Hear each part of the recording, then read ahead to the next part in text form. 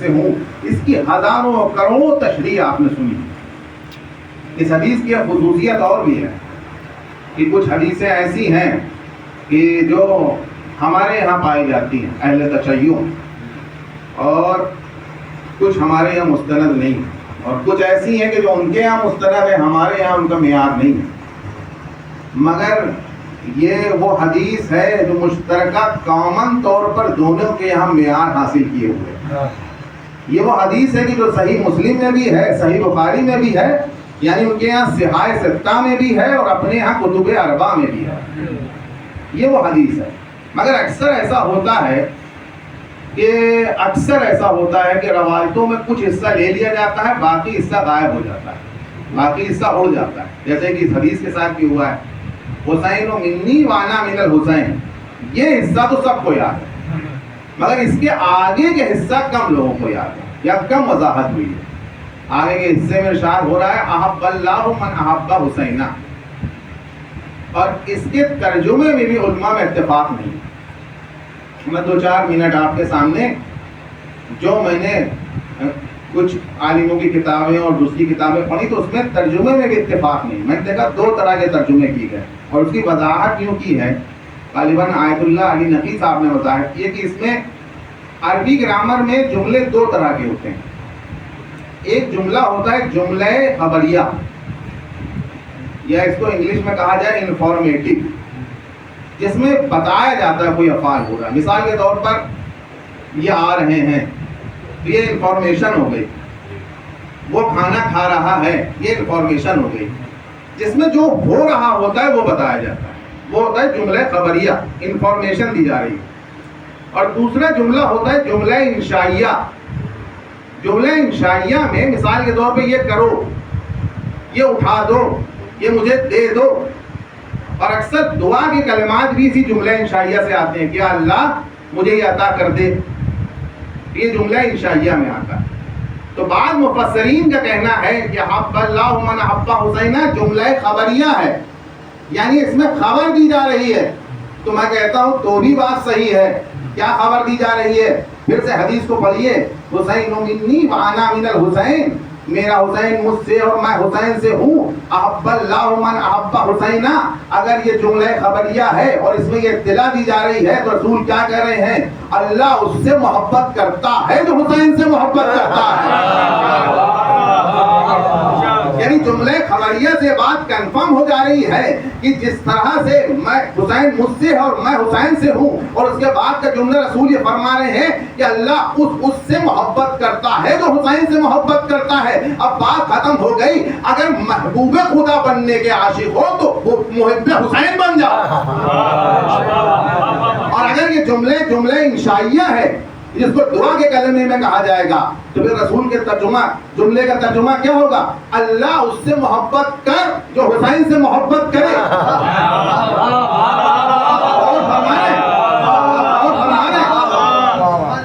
اللہ اس سے محبت کر جو حسین سے محبت کرے.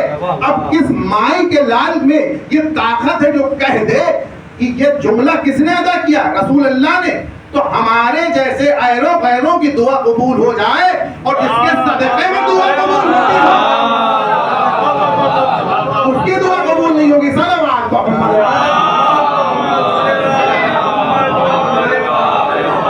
رسول کہہ رہے ہیں کہ جو حسین سے محبت کرے تو اس سے محبت کر. اب جو میں یوں ہی نہیں کر رہا، قرآن میں ارشاد ہو رہا ہے، سورہ النساء میں ارشاد ہو رہا ہے کہ اے رسول جب یہ تمہارے پاس آئیں کہ وَلَوْ أَنَّهُمْ إِذْ ظَلَمُوا أَنفُسَهُمْ جَاءُوكَ، کہ جب تم اپنے نفسوں پہ ظلم کرو تو میرے پاس رسول کے پاس جاؤ. جاؤ رسول کے پاس جاؤ. رسول کے پاس جا کے کیا کرو؟ فَاسْتَغْفِرُ اللَّهَ، اللہ سے استغفار کرو. مگر بات یہی کافی نہیں ہے، یہیں پہ بات رکی نہیں. وَاسْتَغْفِرْ لَهُمُ الرَّسُولُ، اور رسول تمہارے لیے دعا کرے. وَجَدُ اللَّهُ تَوَّابًا رَحِيمًا. تو تم دیکھو کہ اللہ کس طرح گناہ کو قبول کرنے والا ہے، کتنا زبردست قبول کرنے والا ہے. تو مجھے جملہ کہنے دیجئے، جب مکے اور مدینے کے غیر گناہ گاروں کے گناہ رسول کے پاس آنے سے قبول ہو جاتے ہو، تو جو رسول ذات حسین کے لیے دعا کرتے ہیں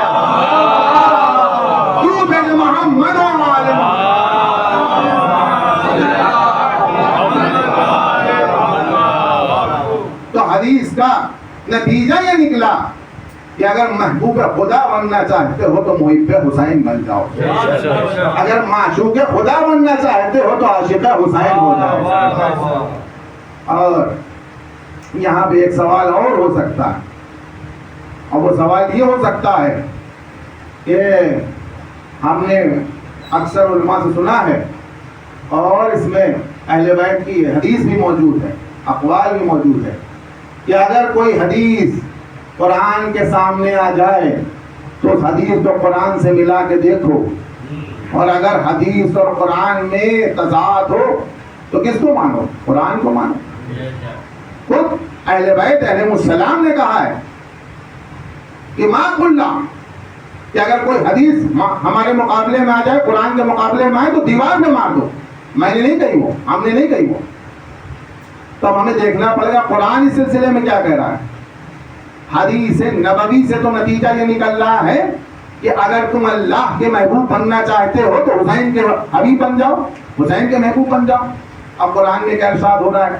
قرآن میں ارشاد ہو رہا ہے قُلْ إِن كُنتُمْ تُحِبُّونَ اللَّهَ فَاتَّبِعُونِي يُحْبِبْكُمُ اللَّهُ وَيَغْفِرْ لَكُمْ ذُنُوبَكُمْ، کہ اللہ کہہ رہا ہے کہ اگر تم محبوب خدا بننا چاہتے ہو، اگر تمہیں دعوائے محبت الہی ہے تو رسول کی اتباع کرو، اور اس کے سلسلے میں تمہیں انعام کیا ملے گا؟ وَيَغْفِرْ لَكُمْ ذُنُوبَكُمْ وَيَحْبُبْكُمُ اللَّهُ، اللہ کے محبوب ہو جاؤ گے اور تمہارے سارے گناہ بھی معاف کر دیے۔ تو رسول کی حدیث کا کیا نتیجہ ہے کہ حسین کے عاشق بن جاؤ تو محبوب خدا بن جاؤ گے، حسین کے چاہنے والے بن جاؤ تو محبوب خدا بن جاؤ گے۔ اور قرآن سے کیا آیت نکل رہی ہے کہ رسول کا اتباع کرو تو محبوب خدا بن جاؤ گے۔ اب ہم جیسا کم عربی جاننے والا، یا ہم جیسے لوگ جو عربی کو دور سے دیکھتے ہیں، جس کے لیے ہمارے پاس عینکیں بھی موجود نہیں ہوتی ہیں، اور عربی کا تو حال یہ ہے کہ 1400 برس سے ترجمے ہو رہے ہیں، اور ہر ترجمہ کرنے والا یہ کہتا ہے یہ جدید ترجمہ ہے۔ یعنی یہ قرآن کا کمال ہے، یہ عربی کا کمال ہے۔ میں نے جب اس پہ غور کیا تو چونکہ میں سائنس کا اسٹوڈنٹ ہوں، میں یہاں پہ رک کے ایک لطیف پہلو بتا دوں۔ سائنس کا یہ کمال ہے کہ جیسے جیسے نیا نیا سائنٹسٹ آتا جاتا ہے، پرانے سائنٹسٹ کے اقوال کو پیچھے ڈالتا جاتا ہے اور نئی تھیوری لاتا جاتا ہے۔ نیوٹن نے بہت سی باتیں صحیح کہیں، بہت سی باتیں غلط کہیں، یہ پتہ چلی 100 سال بعد، 150 سال بعد، 200 سال بعد۔ آئنسٹین کے آنے کے بعد کچھ باتیں پتہ چلی۔ اب جو آئنسٹائن نے کہا ہے ہو سکتا ہے 100 سال بعد کوئی اور کھڑا ہو کہ آئنسٹین نے کہا تھا، اس کی وضاحت یہ ہے، یہ وضاحت ہے۔ تو کہا یہی تو کمال قرآن میں پایا جاتا ہے۔ پھر معاذ اللہ قرآن اور سائنس میں فرق کیا ہے کہ سائنس کی جب نئی تشریح کی جاتی ہے تو نئے اس سے نتیجے نکلتے ہیں، اور قرآن کی جب نئی تشریح کی جاتی ہے تو نئے نتیجے نکلتے ہیں۔ میں نے کہا بھائی انصاف نہیں کیا، سائنس سے جب نئی تشریح ہوتی ہے تو پرانی کو ریجیکٹ کر دیا جاتا ہے۔ کمال قرآن یہ ہے، نئی تشریح بھی آتی جاتی ہے، پرانی بھی لائق رہتی ہے۔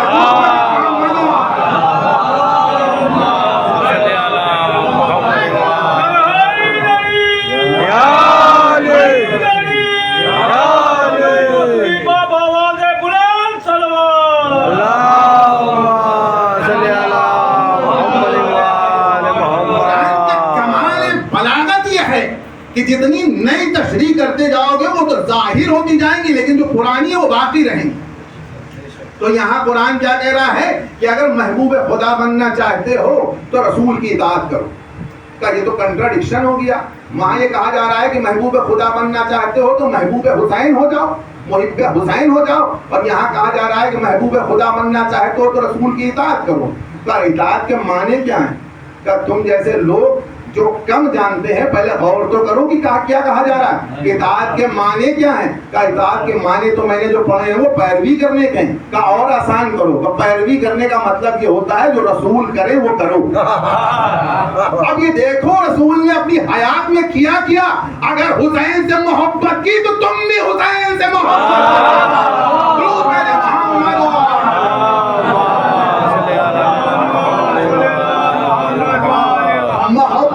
سرچشمہ ہے، اس میں وہ جاذبیت پائی جاتی ہے۔ الجان گرامی، میں کیا مجلس سے پہنچ چکا ہوں محبت کے عنوان سے۔ محبت وہ سرچشمہ ہے، یہ دنیا کا نظام قائم ہے تو اسی محبت کی بنیاد پر۔ آپ پورے دنیا کو غور کر لیجئے، دنیا میں جتنی ترقی ہوئی ہیں، جتنی ترقی ہوئی ہیں ویسٹرن ملک میں، یوروپ میں، امریکہ میں، دبئی میں، قطر میں، یا جہاں جہاں بنگلور میں یا ممبئی میں یا دلی میں جہاں جہاں ترقی ہو رہی ہے، اس ترقی میں آپ کو دو ہی چیزوں کا چشمہ دکھائی دے گا، یا تو علم کا یا فن کا، اس کے علاوہ کوئی تیسری چیز نہیں ہوگی، یا تو علم ہوگا یا فن ہوگا۔ کا علم کیا ہے؟ کا انجینئر جو پڑھتا ہے وہ علم ہے۔ ایک مثال دے دو کسی بلڈنگ کو بنانے کے لیے، ایسے ہزاروں مثالیں دی جا سکتی ہیں۔ کیا کوئی بہت خوبصورت بلڈنگ دکھائی دی، کیا اس بلڈنگ کا جو اسٹرکچر فالو کیا جا رہا ہے وہ کسی انجینئر کا ہے؟ تو کیا انجینئر نے خود بنائی ہے وہ بلڈنگ؟ نہیں نہیں، انجینئر بناتا تو آج تک نہ بن رہی ہوتی، وہ کسی ماہر مستری نے بنائی ہے۔ یعنی ایک طرف علم بنیاد ہے، فن اس کا کمال ہے۔ انجینئر نے بلڈنگ بنائی ہے، یہ علم کا کمال ہے، مستری نے اس کو عمل میں لایا ہے، فن کا کمال ہے۔ مگر یہ انجینئر بھی بیکار، یہ مستری بھی بیکار، کیونکہ اس گھر کے مالک نے نہ علم کی وجہ سے نہ فن کی وجہ سے اپنے گھر کی محبت کی وجہ سے بنایا ہے۔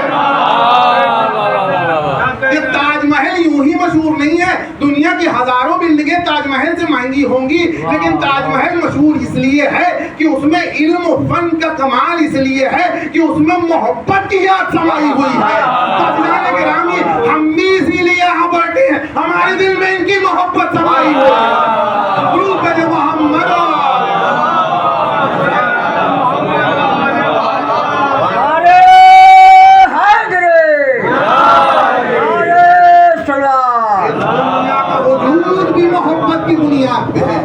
دنیا کی بقا بھی محبت کی بنیاد ہے۔ لولا لما خلقت الافلاک، میں یہ دنیا پیدا ہی نہیں کرتا اگر تیری محبت نہ ہوتی۔ اب آپ اکثر جمعرات کو جب پڑھتے ہیں، شب جمعہ پڑھتے ہیں تو کیا پڑھتے ہیں؟ یعلم ملائکۃ یسکان السماواتی، عزتی و جلالی سمام مبنیتم ولا ارضم مدیتم ولا قمرم منیرم ولا شمس مضیہ ولا خلق یدور ولا خلق تصریف الا فی محبت ہؤلاء الخمسہ۔ یہ سب جو بنایا ہے انہیں پانچ کے لیے، یعنی اس دنیا کا وجود بھی محمد و آل محمد کے لیے، اس دنیا کی بقا بھی محمد و آل محمد کے لیے۔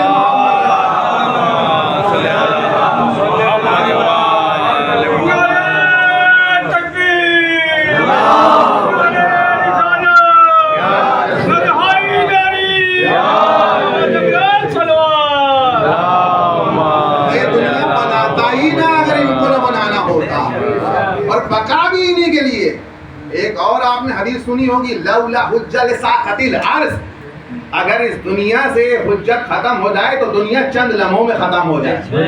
اسی لیے تو ہم انتظار کر رہے ہیں کہ دنیا باقی رہے۔ جو نہیں انتظار کر رہے ہیں نہ ان کی دنیا باقی ہے نہ ان کی آخرت باقی ہے۔ اسی لیے تو منتظر ہے کہ ہمیں اپنی دنیا اور آخرت کو باقی رکھنا جانے کا۔ تو رسول نے کیا کیا وہ دیکھیے، رسول کی اتباع کرنا ہے نا ہمیں تاکہ ہم محبوب خدا ہو جائیں۔ تو رسول نے کیا کیا حسین کے ساتھ، تاریخ بھری پڑی ہے، تمام واقعات ہیں۔ وقت کی وجہ سے کچھ ایک آدھ واقعات آپ کے سامنے پیش کرتا ہوں۔ ایک اکثر آپ نے سنا ہوگا یہ واقعہ ہے، روایت کہ رسول خطبہ دے رہے ہیں اور دوران خطبہ مولا امام حسین سلام اللہ علیہ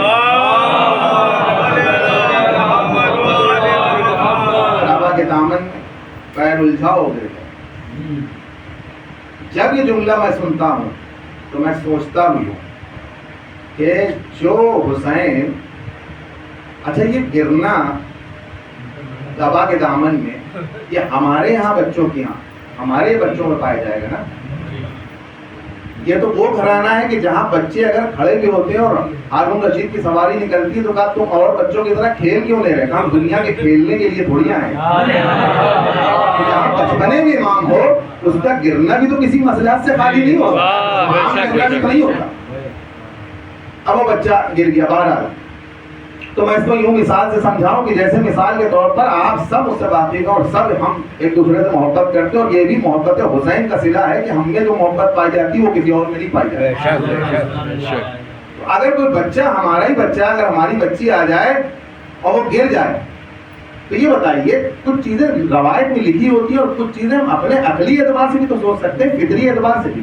اور وہ بچہ گر جائے تو کیا مجھے اٹھنے کی ضرورت پڑے گی؟ یہاں کتنے ایسے ہیں کہ جو گود میں لے لیں گے, تو مجھے بچے کی فکر نہیں کرنا پڑے گی. ہو سکتا ہے کوئی اس کا چاچا بیٹھا ہو, کوئی اس کا ماموں بیٹھا ہو, کوئی اس کا بھائی بیٹھا ہو, تو اس کو گود میں لے لے گا, تو مجھے اٹھنے کی ضرورت نہیں پڑے گی. مگر رسول اٹھے, رسول اٹھے اور کوئی نہیں اٹھا, اور رسول نے گود میں لے کے بٹھانا. تو اس کا کیا پس منظر ہو سکتا ہے, کیا کیا کنڈیشن, کیا پاسبلٹیز ہو سکتی ہے. میں سوچ رہا ہوں کیا پاسبلٹیز ہو سکتی ہے. اور کبھی کبھی کچھ باتیں کتاب میں نہیں لکھی ہوتی ہیں, کچھ باتیں اپنے عقل سے بھی سوچنے کے لیے ہوتی ہیں. اور ہم چونکہ ہم سب سے بڑے عقل کے وارث کے ماننے والے ہیں, ہم نے کبھی بے عقلوں سے مذہب لیا ہی نہیں. ہم ان سے کیا مذہب لیں جو رسول کی وفات کے چند دنوں بعد غسل کا طریقہ بھول جائیں.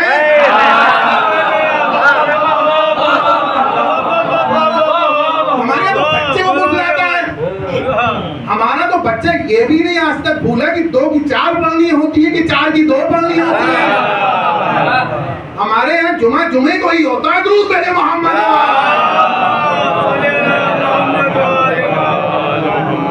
تو کبھی کبھی عقل سے بھی چیزیں سوچی جاتی, ہر چیز روایت میں نہیں لکھی جا سکتی, اور اتنے جہاں دشمن موجود ہو ہر چیز موجود بھی نہیں ہو سکتی. روایت ہم تک پہنچ جائے یہی معجزہ ہے اہل بیت ہے. تو کیا وجہ ہو سکتی ہے کہ کوئی نہیں اٹھا؟ تو میں ایک پس منظر آپ کے سامنے, کیلکولیشن آپ کے سامنے پیش کرتا ہوں. یہ جو خطبہ ہو رہا ہوگا یہ کس وقت ہو رہا ہوگا؟ ظاہر سی بات ہے کہ امام حسین 3-4 برس کے ہوں گے, اور 3-4 ہجری میں جب وہ دنیا میں آئے ہیں, تو ظاہر سی بات ہے 7-8 ہجری کے آس پاس کا واقعہ ہوا. رسول کی وفات کب ہوئی؟ سن 11 ہجری میں, اور واقعہ کربلا کب ہوا؟ سن 61 ہجری میں. پورے 50 سال کا گیپ ہے. 50 سال میں جنریشن چینج ہو جاتی ہے. بھائی جو بچہ سن 11 ہجری میں پیدا ہوا ہوگا وہ واقع کربلا کے وقت 50 سال کا ہوگا. پوری جنریشن چینج ہو جاتی ہے. اور سن 61 ہجری میں جب امام حسین روز عاشور, میں مسائل نہیں پڑھ رہا, روز عاشور, ان سے یہی تو پوچھ رہے تھے کہ جو قبا ہے وہ رسول کی قبا ہے, یہ جو امامہ ہے وہ رسول کا امامہ, میں نے کون سا حلال محمدی حرام محمدی کر دیا, اور میں نے کون سا حرام محمدی کو حلال کر دیا, تو مجھے کیوں قتل کر رہے؟ تو میرے خیال سے مجمع میں سارے لوگ جانتے ہیں. مجھے جواب آیا بغضاً لأبیک, آپ کے باپ کے بغض میں. اور یہ بات کب کہی جا رہی ہے؟ 50 سال کے بعد. میں اس لیے 50 سال کہہ رہا ہوں کہ یہ ساری بغض کی جڑیں کہاں ہیں؟ یہ ساری بغض کی جڑیں تو بدر میں ہے نا, احد میں ہے نا, خندق میں ہے نا, خیبر میں ہے نا, جو آج سے 50 سال پہلے لڑی گئی. تو جب 50 سال بعد اتنا بغض ہے, تو جب امام حسین اس مجمع میں آئے ہوں گے تب کتنا بغض ہوگا. اب میرے پاس وہ لفظ نہیں کہ میں کیا کروں, کہ مولا حسین کی ایک پرابلم یہ بھی ہے کہ وہ کیول رسول کے نواسے نہیں ہیں, وہ علی کے بیٹے بھی ہیں. تو ہو سکتا ہے کہ کسی نے سوچا جانے تو ہمیں کیا کرنا, کسی کے چاچا کو قتل کیا ہے, کسی کے باپ کا مرڈر کیا ہے, کسی کے بھائی کو قتل کیا ہے, کسی کے دادا کو ہلاک کیا ہے. لیکن میرا یہ کہنا بھی مانا نہیں جائے گا کہ ایک بات, اس لیے کہ آپ کہہ تو سکتے ہیں کہ ہاں بغض تھا, مگر یہ میرا کہنا مانا نہیں جائے گا. ایک لفظ ہے, اور وہ لفظ آپ بہت اچھی طرح سمجھ سکتے ہیں, اور آج کل بہت رائج ہے. انگلش کا لفظ ہے مگر بہت حسین لفظ ہے, اور سب استعمال کرتے ہیں, بٹرنگ. اس کو اردو میں کہتے ہیں چاپلوسی, ہندی میں کہتے ہیں چاٹوکارتا, کانپور میں بھی کہتے ہیں, لیکن وہ لفظ اچھا نہیں لگے گا ممبر سے. تو ایسے لوگ تو موجود تھے کہ اپنا نمبر بڑھوانے کے لیے دل میں بغض رکھ کے حسین کو اٹھا لیتے. وہ تو آگے بڑھتے. اچھا چلیے, سارے منافق تھوڑی بیٹھے تھے, ایسی مجلس تھوڑی تھی اس دن کہ رسول اللہ نے کہہ دیا کہ آج حضرت علی کے چاہنے والے نہ آنا, آج سارے دشمنی اکٹھا ہونا. سلمان بھی تو موجود ہوں گے, نیسم بھی تو موجود ہوں گے, مقداد بھی تو ہوں گے, عمار بھی تو ہوں گے. تو میرا ہی دل کہتا ہے کہ ہوں گے, اور اٹھے ہوں گے، مگر اس کے سوا آپ کے پاس بھی کوئی جواب نہیں ہوگا جو میں جواب دے رہا ہوں. وہ جواب یہ ہوگا رسول نے روک دیا ہوگا کہ اے بیٹھو، اس لیے کہ حسین کو اٹھانے کی ذمہ داری صرف میری ہے، کیونکہ کبھی حسین کل میرے دین کو اٹھائے گا. درود پڑھیں.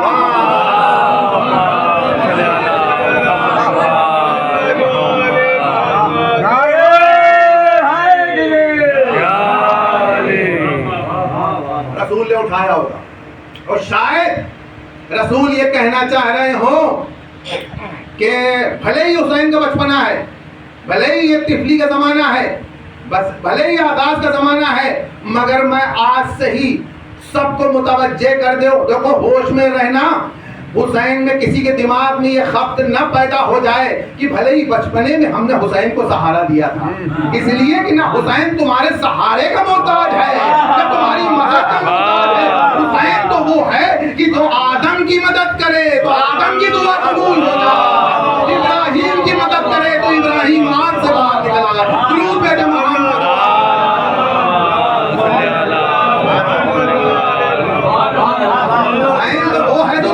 کشتی کے نعرے لگا دے. اور حسین تو وہ ہے جو اپنے نانا کے دین کو بچا لے. اچھا پھر اس کے بعد کیا ہوا کہ حسین کو رسول لے کے آئے، زانو پہ رکھا، بیٹھے. تو اب کیا طریقہ ہے؟ مان لیجئے ڈسٹربنس ہو بھی جائے مجلس میں، دوران مجلس ہوتا بھی ہے، تو ڈسٹربنس ہو جائے تو کیا ہوتا ہے؟ ڈسٹربنس ہو جاتی ہے. مان لیجئے کوئی آ گیا، مائک خراب ہو گیا. ابھی اردو بھائی کہہ بھی رہتے کہ اگر 100 مجلسیں ہو رہی تو 70 مجلسوں میں تو میں خراب ہوتا ہی ہے. میں خراب ہو بھی گیا تو کیا کرتا ہے ذاکر، کیا کرتا ہے خطیب کہ چلیے بھائی ختم کریے، اور میں کہاں پہ تھا، سلوات بھیجی، میں کہاں پہ تھا، یہی تو ہوتا ہے نا. تو جب ایک دنیا کا معمولی سا خطیب اپنے فن خطابت کو دکھانے کے لیے معاملے کو رفع دفع کر کے پھر سے وہیں سے شروع کرتا ہے، تو جو خطیب الہی ہو، حکمت کا سرچشمہ ہو، عقل اول ہو، علم اول ہو، جس نے گونگوں کو بولنا سکھایا ہو، تو جب وہ آئے گا تو ان کو بھی تو یہی کرنا چاہیے تھا کہ اچھا ٹھیک ہے جو میں آیت پڑھ رہا تھا میں اسی آیت سے کنٹینیو کرتا ہوں. مگر رسول نے ایسا نہیں کہا. رسول نے ایک نئی آیت شروع. تو میں ہاتھ جوڑ کے بارگاہ رسالت میں کہوں گا یا رسول اللہ، کیا ہم جیسے خطیبوں کی طرح آپ بھی بے ربط گفتگو کے عادی ہیں کیا؟ معاذ اللہ. کہ عنوان مجلس کا کچھ لیتے ہیں، پڑھتے کچھ ہیں، پوری مجلس ختم ہو جاتی، ترجمے نہیں ہوتے. تو آپ بھی ایسی کرتے کہ عنوان کچھ لیا اور یہاں بات بدل دی. تو ہو سکتا ہے کہ بارگاہ رسالت سے جواب آئے نادان تو نہیں جانتا، جو ابھی حادثہ ہوا ہے وہ بھی تو دیکھ. میں نے دوران گفتگو اپنے کلام کو منقطع نہیں کیا ہے. کلام کی تعریف یہ ہے کہ جب کوئی بڑا جملہ خطیب کو مل جاتا ہے تو وہ پیچھے چھوٹے والے جملے کو پس پشت ڈال دیتا ہے.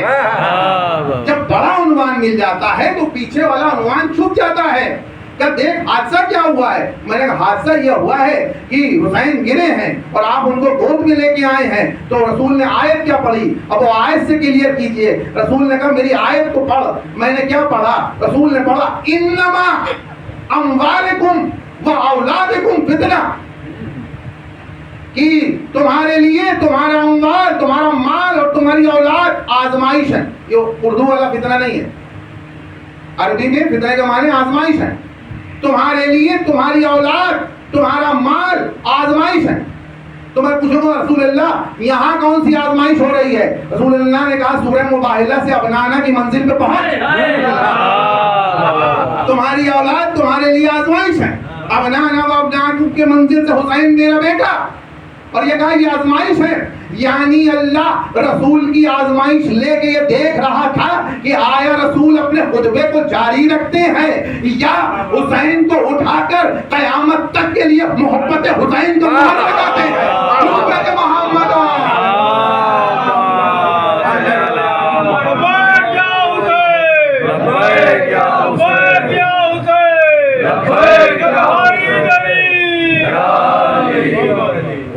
قیامت تک کے لیے رسول بتانا چاہ رہے تھے کہ دیکھو جب میں آزمائش میں پڑتا ہوں تو حسین کی محبت سے بچ جاتا ہوں. تو تمہیں جب وقت آزمائش آئے تو نام حسین لے لینا. بے شک ہم بڑے قسمت والے ہیں، اس لیے کہ ہمارے اعمال میں وہ طاقت نہیں ہے کہ ہم حسین کے چاہنے والوں میں شمار ہو جاتے ہیں. ہم حسین کے چاہنے والوں میں شمار ہو جاتے ہیں.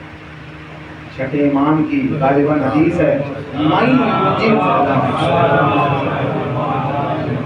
میں یوجب بردا حبنا فی قلبہ، کہ اگر تم حسین کی محبت، ہم اہل بیت کی محبت کی آگ اپنے دلوں میں پاؤ، ٹھنڈک اپنے دلوں میں پاؤ، بردا ٹھنڈک اپنے دلوں میں پاؤ، فلن یکثر الدعاء لامہ، تو اپنی ماں کے لیے دعا کرو.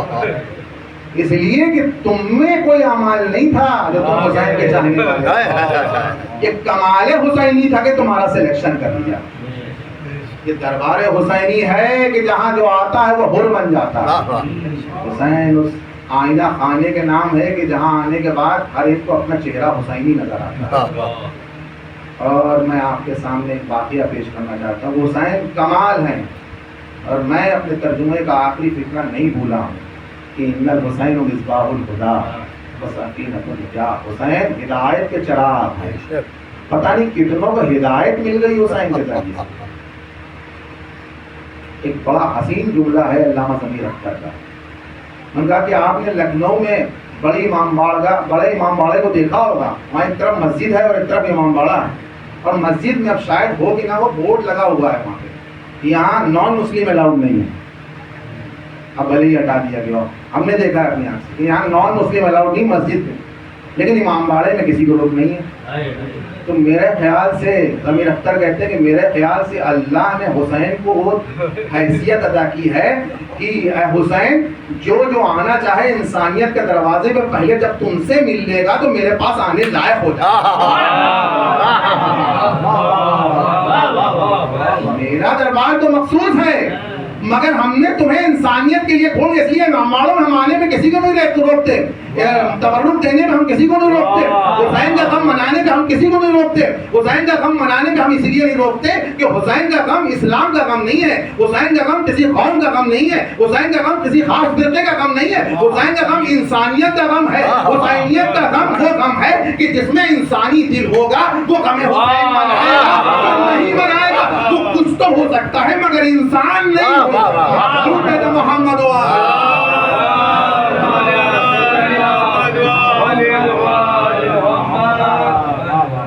حسین کی محبت اور حسین کا غم کیا ہے. میں نے ایک واقعہ سنا بہت پہلے، میرے خیال سے جب میں میرٹھ میں تھا، ایک عالم سے واقعہ سنا، بہت مستند عالم. ان سے واقعہ سنا، انہوں نے کہا کہ ایک کوئی ایران کا لڑکا تھا. ہوتا ہے جیسے ہم کام کے سلسلے میں چلے جاتے ہیں باہر، کوئی احمد آباد چلا گیا، کوئی لکھنؤ چلا گیا، کوئی کہیں چلا گیا، کچھ انٹرنیشنل بھی چلے جاتے ہیں، کوئی باہر چلا گیا، دبئی چلا گیا، جدہ چلا گیا، امریکہ چلا گیا. تو ویسے ہی وہ کام کے سلسلے سے رشیا چلا گیا، اور جب وہ رشیا گیا تو بہرحال اس نے محنت کی وہاں اور بہت پیسہ کمایا، بہت پراپرٹی اور یہ اور وہ تمام چیزیں، مگر تھا وہ مومن اور محب حسین. یہ تو ایک دن وہ سڑک پہ جا رہا تھا. دیکھیے آنکھیں بہت موزی ہوتی ہیں، اور یہ جو واقعہ ہے وہ خصوصاً میں اپنے یا اپنے سے چھوٹے عمر کے بھائیوں کے لیے، بزرگوں کے لیے نہیں، چھوٹے. یہ مجلس میں ایک اکثر یہ نعرہ ہوتا ہے کہ مجلس ایسے پڑھی جانی چاہیے، ویسے پڑھی جانی چاہیے، یوں پڑھی جانی چاہیے. وہ کوئی کہتا ہے فضائل کے سلسلے سے پڑھی جائے، کوئی کہتا ہے کہ نئی فضائل کے ساتھ ساتھ تبلیغات بھی ہونی چاہیے. میں کہتا ہوں حسین اپنے آپ میں ذات تبلیغ کی ہے، ذات فضائل. حسین فضائل کا بھی سر چشمہ ہے، حسین تبلیغ کا بھی سر چشمہ ہے. آپ کیول حسین کو بیان کیجئے، تبلیغ کا بھی حق ادا ہو جائے گا اور فضائل کا بھی حق ادا ہو جائے گا، اور میسج بھی دنیا کو جائے گا. اس لیے کہ ہمارے یہاں مجلسیں یوں ہی نہیں ہو رہی ہیں، یہ حسینی کلاس ہے. جو ذہنوں کو پیوریفائی کر رہا ہے, مقدس کر رہا ہے, تاکہ آنے والی دنیا کے اس بحر ظلمات کے دور میں ہم اپنے دلوں میں وہ خلوص نیت کی چشمے اور وہ منارے روشن کر لیں کہ دنیا ہم سے کچھ آگے, ہم سے مدد تو لے سکے, ہم سے دنیا فائدہ تو پہنچا سکے, ہم سے دنیا کو کوئی نقصان نہ. تو رشیا میں اس نے تمام دولت جب اکٹھا کر لی, تو بہرحال وہ جا رہا ہے سڑک پہ, اور سامنے سے ایک رشین لڑکی وہ آ رہی, تو اس نے دیکھا, تو جیسے وہ ڈیجیٹل کیمرہ ہوتا ہے, آپ کو پتا ہے ڈیجیٹل کیمرے کا سب سے پہلے انوینشن کس نے کیا؟ ڈیجیٹل کیمرہ سب سے پہلے کس نے بنایا؟ گھبرائیے نہیں ہے, کوئی گلاس نہیں چلے. ڈیجیٹل کیمرے کا آپ نام ڈھونڈیں گے گوگل پہ, میں بتا دوں سب سے پہلا انوینشن ڈیجیٹل کیمرے کا خود اللہ نے کیا ہے. یہ ڈیجیٹل کیمرہ جو کیمرہ آپ کا بنا ہے نا, یہ جو اپنی خود تعریف کوئی کر لے, کیمرہ بنانے والا اسٹیون سیسن نے بنایا, وہ خود اپنی تعریف کر لے, لیکن اس کی نقل کہاں سے لی؟ معلوم, اس نئی آنکھوں سے. یہ آنکھیں آلریڈی وہ سارے فیچر موجود ہیں جو ابھی تک کیمرے میں آئی نہیں ہے. اس کا ایک فیچر ہم آپ کو بتا دیں, یہ دوری کے حساب سے اپنا فوکس ایڈجسٹ کر لیتا ہے.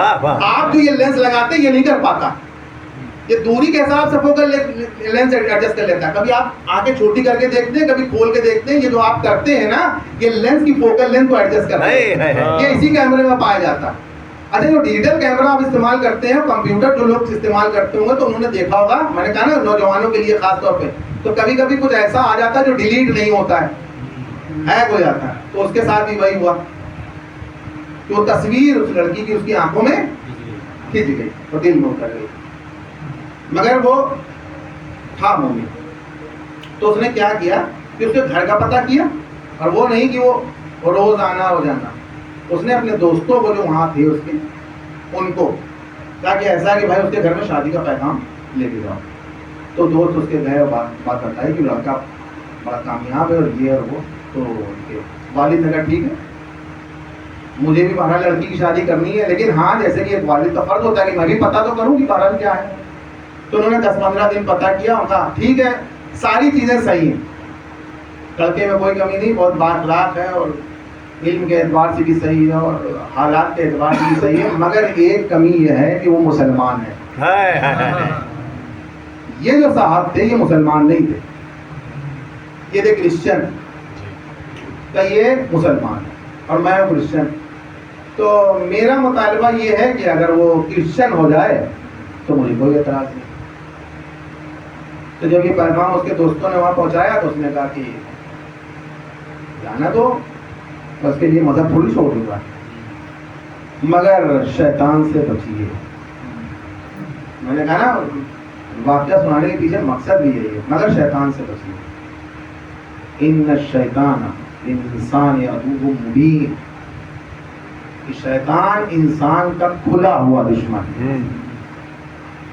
وسوسے ڈالنا شروع کیے شیطان نے کہ ارے تم اپنے مذہب پہ رہنا, دل میں مذہب رہ سکتا ہے, ضروری ہے کہ تم مذہب ظاہر کرو, اور کرسچن کہہ دو اس سے شادی کر دو.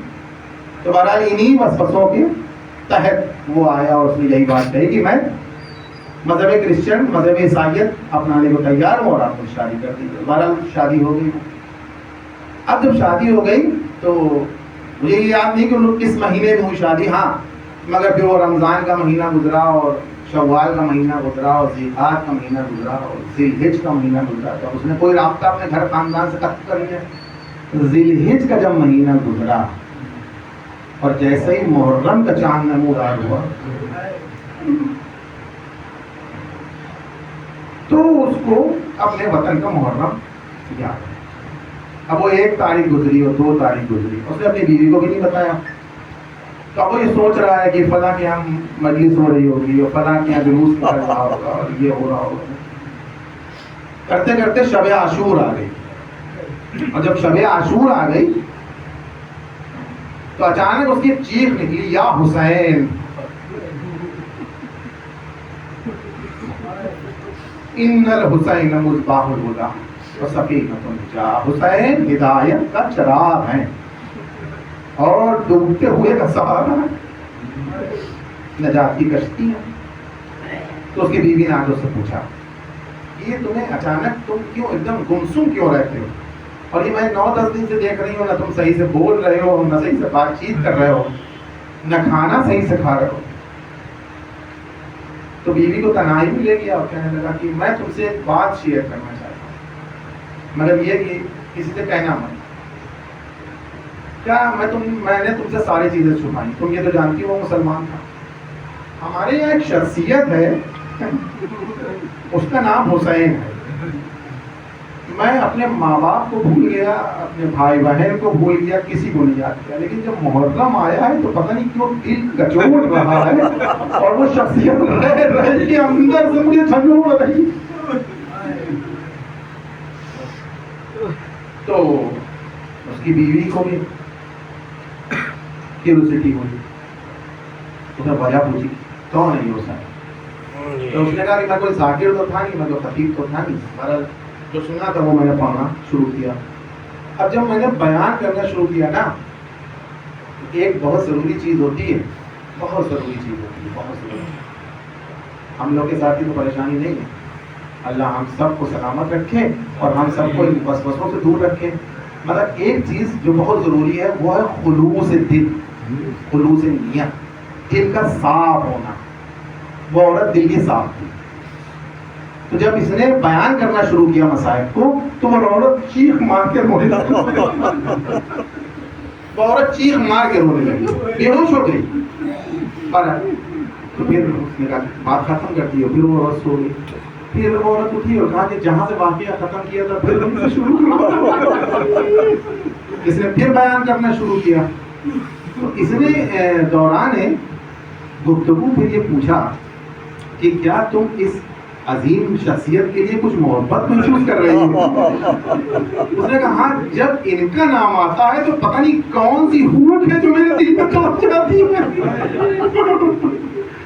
تو کہا میں جب نام حسین آتا ہے تو میں پہنچ جاتی ہوں. کہا دیکھو ایسا ہے کہ ابھی زندگی ختم نہیں ہوئی ہے، ابھی ہماری زندگیاں باقی ہیں. تو میں تم سے ہاتھ جوڑ کے کہوں گا کہ کیوں نہ ہم حسین کے راستے پہ چل نکلیں، کیوں ہم اپنے راستے پہ پلٹ آئیں. تو اس نے کہا مجھے کوئی اعتراض نہیں. کہا اپنے والدین کو نہیں بتاؤں گا، میں کسی کو نہیں بتا رہی، میں حسین کی محبت میں اتنی ڈوب گئی ہوں کہ اب اور کچھ دیکھنا بھی نہیں چاہتی. تو اس طرح سے ان کے دن گزرنے لگے. اب وہ چیز کہاں تک چھپتی؟ تو اس نے کہا ایسا ہے کہ یہ دن ایسے گزر رہے ہیں اور ہمیں کسی کو بتانا ہی پڑے گا. تو اس نے کہا ایسا کرتے ہیں کہ اب جو کچھ بھی ہے، جب ہم یہاں آئے تھے تو خالی ہاتھ آئے تھے اور سب کچھ میں نے اپنے ہاتھوں سے ہی بنایا، اللہ کی توفیق سے بنایا ہے. تو جو کچھ بھی ہے اس کو جتنا یہاں سے مل سکتا ہے لے لیں گے، اور جو پراپرٹی ہے تمہارے والد کے نام کر دیں گے، اور سب کچھ لے کے ہم کربلا چلتے ہیں.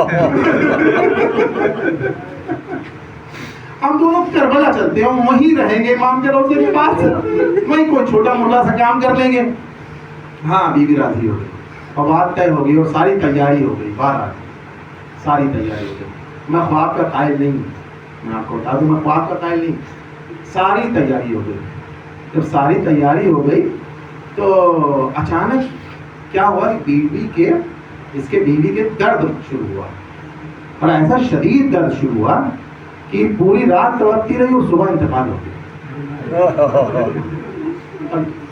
اب جب صبح انتقال ہو گیا تو بہرحال اس کی کیفیت کیا ہوگی کہ کہاں تم کربلا جا رہے تھے، کہاں محلہ کے قدموں میں جا کے معافی مانگتے. تو بہرحال اب یہ بھی نہیں بتا سکتا کہ یہ مسلمان ہو گئی تھی، کلمہ پڑھ چکی تھی، کیسے غسل و کفن کرے. تو بہرحال جو عیسائی رسم و رواج تھے، وہ ارمانی لوگ تھے کہ پورے زیور کے ساتھ صندوق میں بند کر کے اس کو دفن کر دیا.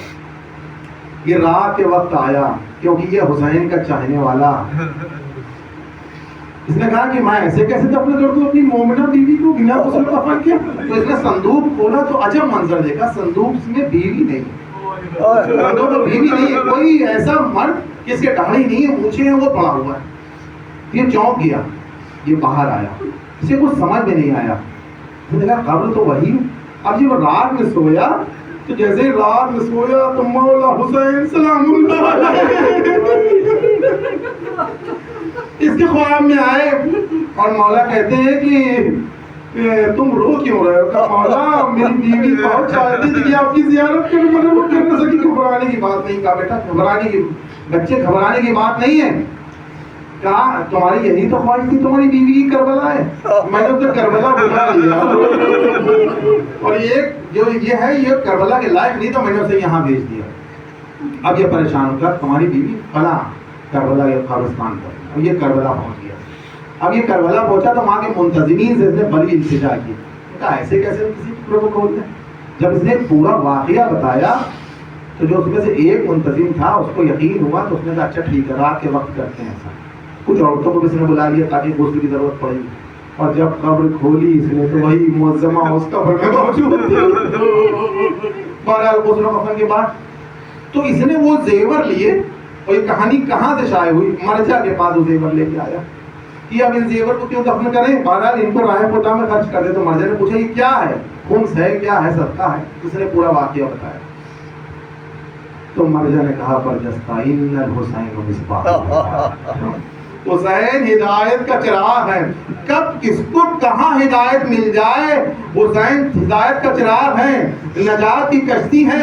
تو میں یہی کہوں گا کہ اپنے دل صاف رکھو، حسین تمہاری کشتی کنارے لگا دیں گے، حسین وہ سرچشمہ ہے جو تمہاری کشتی کنارے لگا دیں گے۔ حسین اس ذات گرامی کا نام ہے، ہاں مگر وہی حسین جسے اپنے محبوں کا اتنا خیال ہے۔ آج 24 محرم ہے، اسی حسین کا بیٹا جس کے تمام القاب ہیں سید الساجدین، زین العابدین، ذو الصفنات، عابد بیمار، ہاں یہ شب اسی سے منسلک ہے۔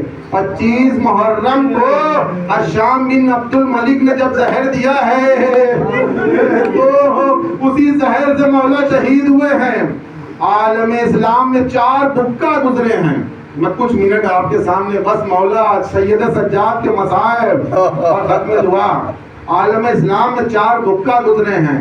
تو 4 بکا کون ہیں؟ حضرت آدم جنہوں نے اپنی توبہ کے لیے گریہ کیا، حضرت یعقوب جنہوں نے بہت گریہ کیا، ہاں تیسرے بکا کا نام ہے جناب زہرا سلام اللہ علیہا جنہوں نے اپنے باپ کے مرنے کے بعد بہت گریہ کیا، اور چوتھے بکا کا نام سید الساجدین جس نے 40 برس تک اپنے بابا کا گریہ کیا کہ جب پوچھنے والا پوچھتا تو مولا اتنا گریہ کیوں کرتے ہیں؟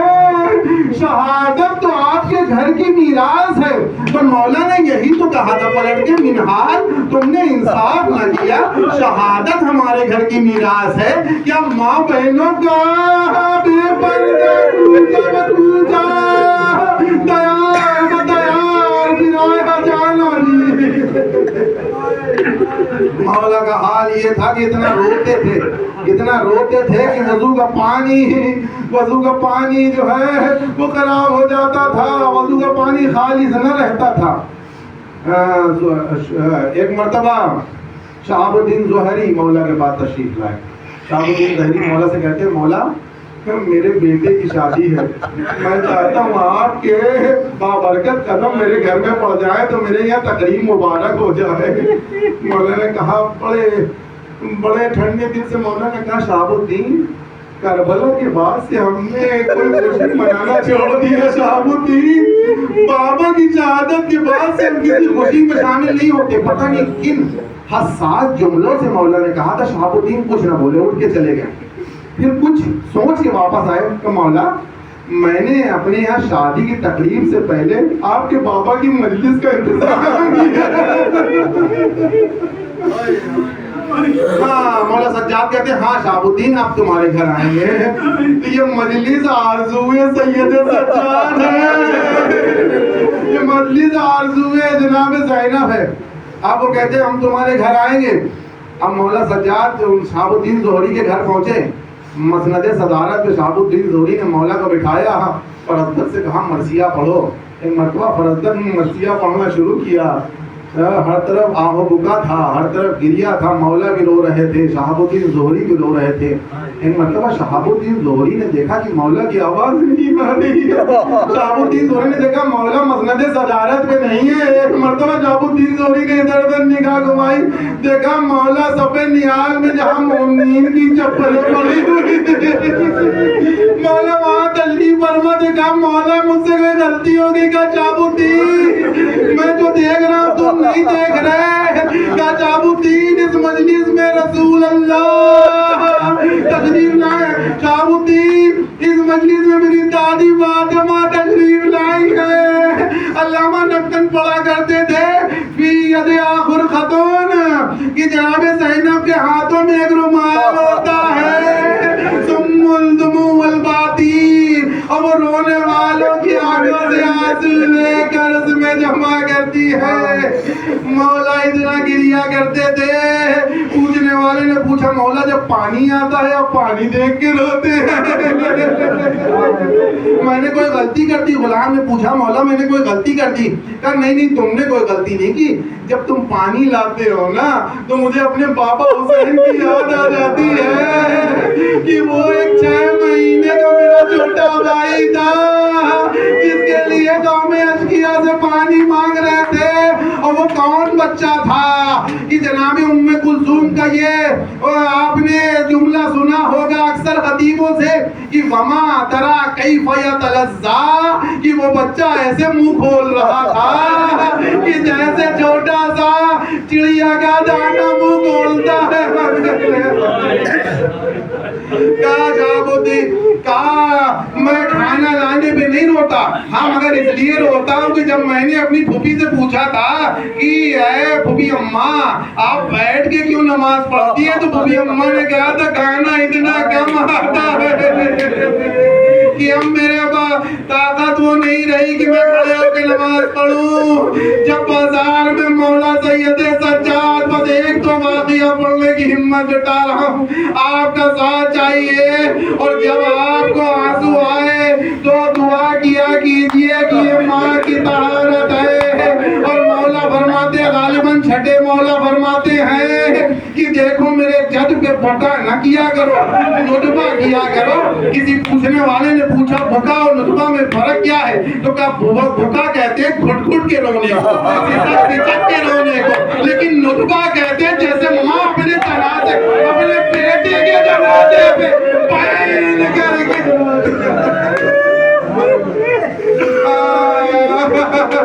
کسی نے پوچھا کہ دیکھو مولا آ رہے ہیں گوشت پہ پردہ ڈال دو، کسی نے مولا سے پوچھا مولا آپ گوشت دیکھ کے روتے؟ کہا ہاں ہاں گوشت دیکھ کے اس لیے روتے ہیں کہ کربلا میں میرے گوشت کے پالے، میرے گھر کے جانثاروں کے گوشت کے ٹکڑے۔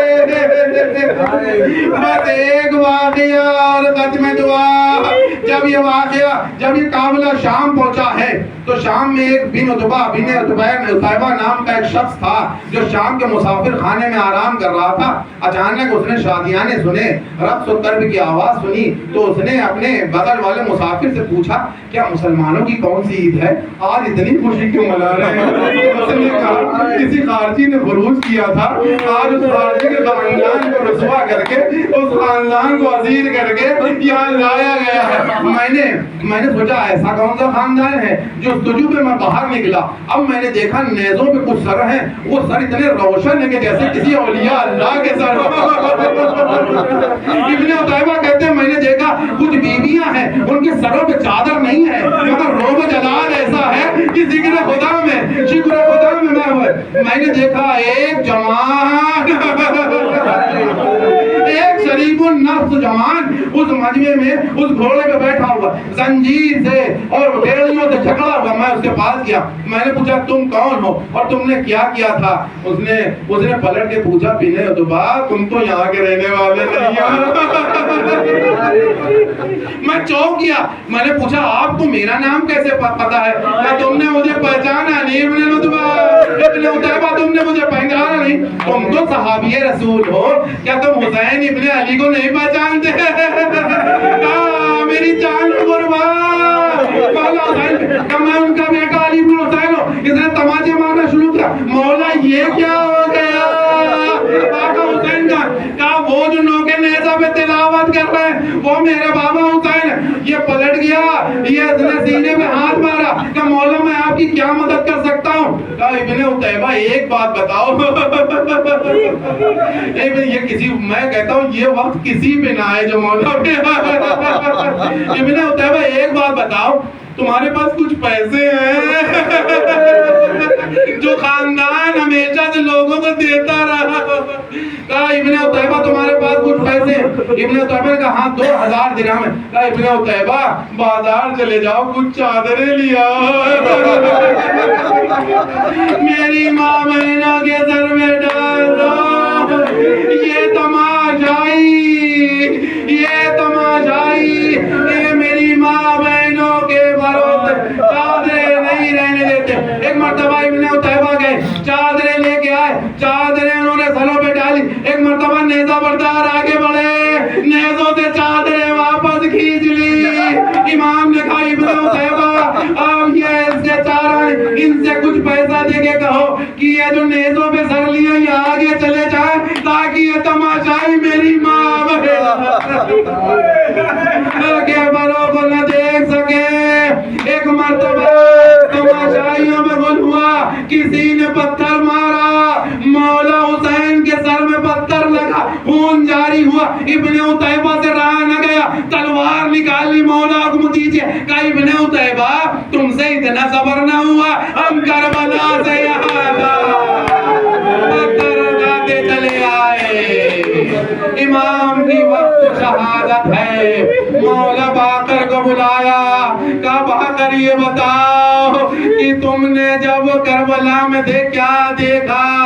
کہا بابا میں نے دیکھا دادا حسین ایک چھوٹے سے بچے کو پانی پلانے گئے, مگر اس کا 3 بال کا چھتا جنازہ لے کے آئے. میرے چچا علی اکبر کا جنازہ لے کے آئے, ابھی جو بیمار روتے جاتے ہیں. ایک مرتبہ جیسے ہی مولا باقر نے کہا کہ اور اس کے بعد اور شام غریبہ میں لائنوں نے ہماری دادی زینب کے سر سے چادر کی, ادھر مادری کلام کہا انا للہ و انا الیہ راجعون.